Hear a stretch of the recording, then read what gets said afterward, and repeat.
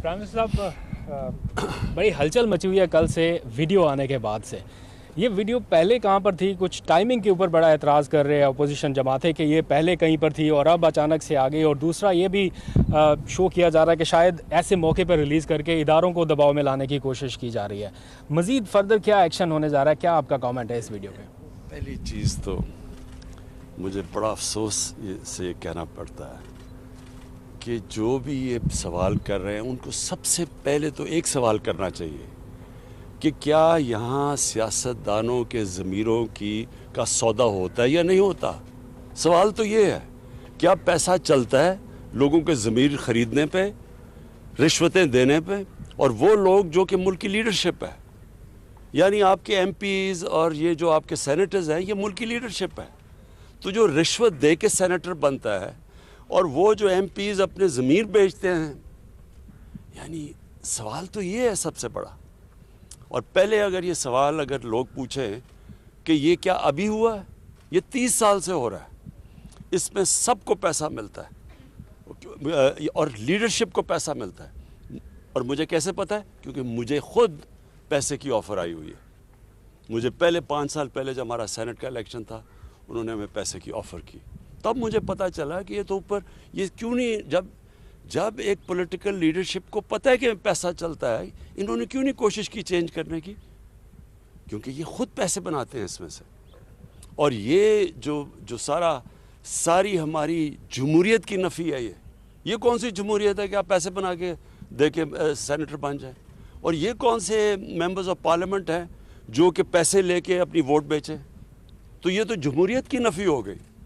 और ये सवाल पूछना कि वीडियो मेरे पास थी, मेरे पास अगर ये वीडियो होती तो वो जो हमने 20 लोग निकाले थे, उन्होंने 2 ने तो मेरे पे केसेस किए होते, मैं अदालत में क्यों ना ये वीडियो ले जाता अगर मेरे पास होती।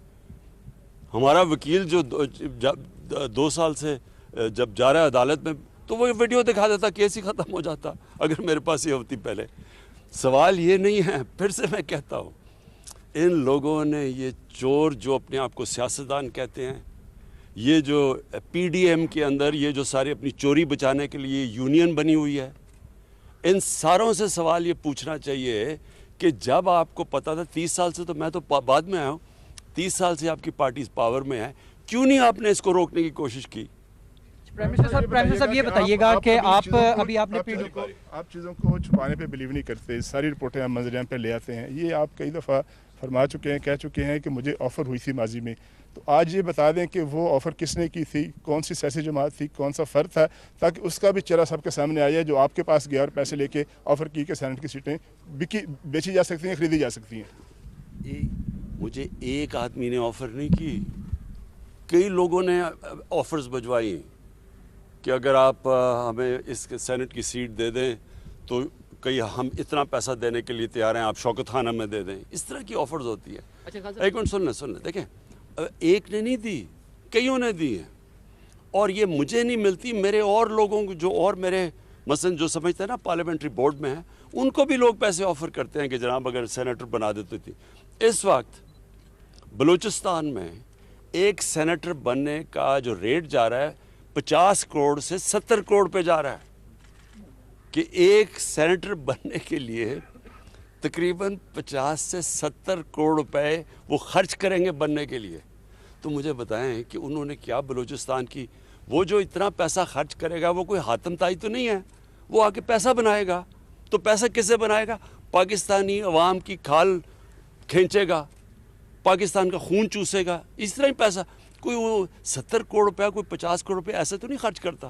प्राइम मिनिस्टर साहब ये बताइएगा, अभी आपने जिस कादिर ने वीडियो का जिक्र किया, सर इसमें जिन्होंने पैसा लिया, जिन्होंने दिया, वो तो सामने आ गए। इसके नतीजे में जो सेनेटर्स मुंतखब हुए, आपने तो कल कार्रवाई की और अपने वज़ीर कानून को आपने हटा दिया, लेकिन इसके नतीजे में जो सेनेटर्स मुंतखब हुए, आपको नहीं लगता कि इलेक्शन कमीशन को उनके खिलाफ आर्टिकल 62-63 की कार्रवाई करनी चाहिए? और साथ ही सर, इस वीडियो के आने के बाद मौलाना फजलुर रहमान ने आपको उनसे सियासत सीखने का मशवरा दिया, इस पर भी कमेंट करते सर। देखें, इसमें जो ये इनकी जो लीडरशिप है दोनों मेन पार्टीज़ की और फजलुर रहमान, ये सबको पता है कि पैसा चलता है और फजल रहमान तो सबसे ज़्यादा पैसा बनाया इसने। इसकी पार्टी में तो वो सेनेटर बन गए जो JUI में नहीं थे, वो बाहर से आके सेनेटर बन जाते हैं। कैसे बनते हैं? सवाल तो इनके ऊपर करना चाहिए। और देखें इस वक्त सबसे इम्पोर्टेंट चीज़ क्या है, सेनेट इलेक्शन आ रहा है। अब क्या हमें जब पता है कि ये पैसे की पूरी एक सियासतदानों की मंडी लगी हुई है, रेट्स फिक्स हो रहे हैं, तो क्या हमने इसी सिस्टम के तहत इलेक्शन करवाना है? जब ये दोनों पार्टीज़ ने चार्टर ऑफ डेमोक्रेसी में वाज़े कहा था, इनके चार्टर में लिखा हुआ है कि ओपन बैलेट होनी चाहिए। पिछली बारी ये नून लीग ने बार कहा कि जब ओपन बैलेट होना चाहिए, मैंने तायद की नून लीग के हाँ जी ओपन बैलेट होना चाहिए। आज ये क्यों पीछे हट गए हैं? मैं तो ये सवाल पूछ रहा हूँ।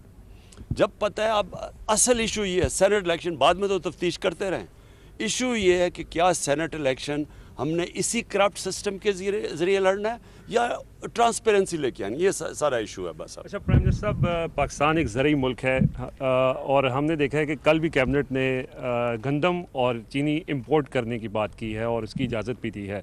ज़रूरी मुल्क होने के बावजूद हम चीज़ें इंपोर्ट कर रहे हैं खाने पीने की। साथ साथ हमने देखा कि कंस्ट्रक्शन के ऊपर आपने पूरा ज़ोर लगाया, उसके नताइज तो सामने आए, लेकिन अब ज़राअत के ऊपर भी आप मीटिंग्स कर रहे हैं। सर हम जहाँ भी जाते हैं लोग हमसे कहते हैं आप वज़ीर-ए-आज़म से बात करते हैं तो उनसे पूछें इतनी महंगाई क्यों हुई? सर ये इस हवाले से ज़रा आवाम के जो खदशात हैं उस पर ज़रा जवाब दें। ये बिल्कुल ठीक बात है आपकी। महंगाई की सबसे बड़ी वजह क्या है? जब रुपया गिरता है, जब डॉलर के मुनस्बत रुपया गिरता है तो वो महंगाई बढ़नी होती है। क्यों? सारी चीज़ें जो बाहर से आप आती हैं वो महंगी हो जाती हैं। जब पीपल्स पार्टी आई 2008 में तो तब रुपया गिरा, तब 25% रुपया गिरा, 25% तक महंगाई चली गई। आप उठा के देख लें 2008-9 में आज से बहुत ज़्यादा महंगाई हुई क्योंकि रुपया गिरा था 25%। हमारी बारी 24.5% रुपया गिरा जब हम आए। और वो रुपया क्यों गिरता है? क्योंकि जब आपकी इंपोर्ट्स ऊपर चली जाती हैं, एक्सपोर्ट्स नीचे चली जाती हैं, डॉलर ज़्यादा मुल्क से बाहर जा रहे होते हैं बजाय अंदर आने के, रुपया गिर जाता है। रुपये की डॉलर की शॉर्टेज होती है, वो डॉलर ऊपर रुपया नीचे। जब रुपया नीचे गिरता है, तेल महंगा, तेल महंगे के मतलब सारी ट्रांसपोर्ट महंगी, उसका मतलब बिजली महंगी, आधी बिजली तेल से बनती है, गैस आधी गैस बाहर से इंपोर्ट होती है वो महंगी, उसके बाद दालें महंगी, 70% दालें बाहर से आती है वो महंगी, घी वो बाहर से आता है घी महंगा, और फिर जब बाहर की कीमतें बढ़ती हैं फिर महंगी, पेट्रोल की कीमत बढ़े फिर महंगी। यानी जो महंगाई है, अगर आपका आज अल्लाह करे हमारी एक्सपोर्ट्स बढ़नी शुरू हो जाएं, जो बढ़नी शुरू हो गई हैं, और हम इंपोर्ट्स से ज़्यादा एक्सपोर्ट शुरू कर दें तो हमारा रुपया मजबूत होगा, महंगाई कम हो जाएगी। सो ये याद रखें कि ये सबसे बड़ी वजह। दूसरी वजह बदकिस्मती से ये थी कि हमारी 2 बारिशें मौसम की तब्दीली की वजह से गलत टाइम पे आ गई, तो जो हमारी गंदम होनी थी अच्छी भली, वो हमारी बारहनी गंदम कम हुई, तो जब उसकी कम हुई तो इंपोर्ट करनी पड़ गई। अच्छा खान साहब, एक तो वीडियो आने से आपके मौक़िफ़ की तायद हो गई कि जो हॉर्स ट्रेडिंग है वो होती है, साथ साथ जो है अपोजिशन जो है वो कहती है कि आपके जो अरकान असम्बली हैं वो इंटैक्ट नहीं है, इसलिए आप लोग जो है ओपन बैलेट से इंतखाब करना चाहते हैं। सेकेंडली लॉ मिनिस्टर को सैक कर दिया, जो बाकी लोगों के नाम आ रहे हैं जिस तरह परवेज़ खटक साहब, और कहा गया कि वहाँ पर स्पीकर हाउस के अंदर सारा मामला हुआ, तो उनके खिलाफ भी कोई कार्रवाई का प्लान है? ये उनका क्लेम है, उन्होंने पैसे लिए वो क्लेम। जी देखिए, सबसे बड़ी चीज़ क्या है कि जी हमारे मेंबर जा रहे हैं या नहीं जा रहे हैं, ये इशू नहीं है। मैं 5 साल पहले तो मेरे मेंबर आ नहीं जा रहे थे, मैं तो 5 साल से लगा हुआ ओपन बैलेट की। मैं तो जब ये नून लीग ने कहा कि ओपन बैलेट होनी चाहिए, मैंने तो तब तायद की इनकी। तो ये तो अब से नहीं मैं कह रहा, जब सबको पता है कि सेनेट के इलेक्शन की वोट 30 साल से सबको पता है कि वोट बिकती है। मेरा सवाल ये है कि इन्होंने क्यों नहीं चेंज करने की कोशिश की। और फिर ये जो कहना कि हमारे मेंबर जा रहे हैं या नहीं जा रहे हैं, ये याद रखें गवर्नमेंट के लिए ज़्यादा आसान है। हमारे लिए अपनी जितनी हमारी सीटें हैं उनसे ज़्यादा हम ले सकते हैं, क्योंकि गवर्नमेंट के पास पावर होती है। इसलिए तो गवर्नमेंट में आके कोई बदलता नहीं है, बाहर कहता है, गवर्नमेंट में आके नहीं करते। हम गवर्नमेंट में बैठ के कह रहे हैं कि ये ओपन बैलेट होनी चाहिए, जबकि मैं आज आपको कह रहा हूँ कि यही लोग रोएंगे जबकि देखें जी तहरीक इंसाफ की सीट से ज़्यादा मिल गए हमें सेनेटर्स, ये लोग रोएंगे। अभी मैं आपको कह रहा हूँ क्योंकि हम ज़्यादा सीटें ले सकते हैं। हम एक मुल्क में चेंज लेके आ रहे हैं कि جب کرپشن اوپر سے شروع ہوتی ہے, جب آپ کی پولیٹیکل لیڈرشپ کرپٹ ہوگی, تو کیا تھانے دار اور پٹواری ٹھیک ہو جائے گا؟ سر لائٹر موڈ کے اندر سیاسی باتیں ہو گئیں. آپ کے سیاسی فالوورز کے علاوہ کرکٹ کے فالوورز بھی بہت ہیں. 18 سال بعد ساؤتھ افریقہ کو ہم نے راولپنڈی میں سر شکست دی. ٹیم پورا سال بہت ساری کرکٹ اس سے کھیلنی ہے. سر کوئی توجہ دے رہے ہیں سر؟ معیشت کے اوپر بھی آپ کو اپڈیٹس ملتی ہوں گی, کرکٹ کے اوپر بھی اپڈیٹس ملتی ہوں گی, تو کیا سمجھ رہے ہیں کہ سر بہتری کی طرف ہم جا رہے ہیں؟ پورا سال پاکستان کے اندر سب سے زیادہ کرکٹ ہے. دیکھیں سچ آپ کو بتاؤں تو مجھے کرکٹ کے اوپر کوئی زیادہ ٹائم نہیں, بلکہ میں نے میچ بھی نہیں دیکھا. مبارک تو ٹیم کو دیتا ہوں, لیکن مجھے میچ دیکھنے کا موقع نہیں ملا. لیکن میں آپ کو ایک چیز کہنا چاہتا ہوں, جو بنیادی سٹرکچر ہے پاکستان کرکٹ کا وہ ٹھیک کر لیا. جو میں بڑی دیر سے کہہ رہا تھا کہ علاقائی کرکٹ ہونی چاہیے, یہ ٹھیک ہو گئی. اب اس میں سے وہ پاکستانی ٹیمیں بنیں گی جو کہ ورلڈ بیٹرز ہوں گی.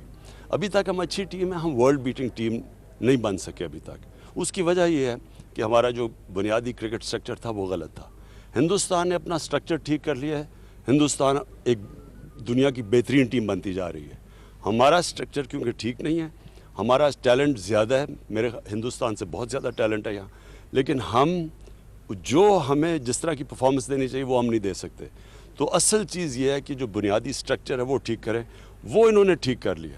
اب اس کے اوپر بلڈ کریں گے, تھوڑا ٹائم لگتا ہے, جو ٹیلنٹ پالش ہونے میں 2-3 سال لگتے ہیں, لیکن انشاءاللہ ہماری ٹیم ورلڈ بیٹنگ. ناظرین، کلر سعیدہ راولپنڈی میں وزیر اعظم عمران خان میڈیا کے نمائندوں سے گفتگو.